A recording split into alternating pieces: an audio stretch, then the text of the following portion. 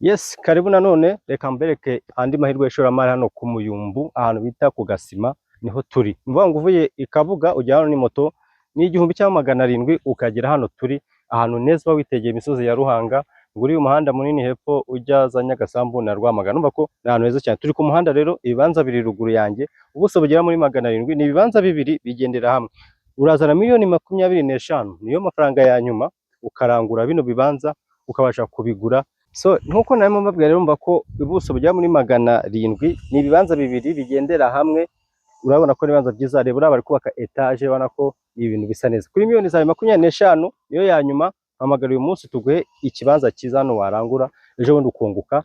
Ubuso bujya muri 700 ara1 kadasireme cyangwa se wanagereka nko kuri yubatse ka etage umuturanyi ni ahantu heza cyane dore kaburimbo hepfo ari Gikabuga Nyagasambu Rwamagana. Urumva ko haragendeka moto ni 1000 kugera hano. Wafite imodoka yawe nakarusho bamukode Kigali uze wibakire cyangwa se ubika amafaranga ejo bundi bakungure mu kwa 8 hano miliyoni zawe baba bagwa miliyoni 30 uko umwaka ugenda ushira bashyiraho miliyoni 5 ejo bundi bikaba bisa neza. So hamagara uyu munsi rero mpereka amahirwe hano ku Muyumbu ushora amafaranga. Ni karibu cyane.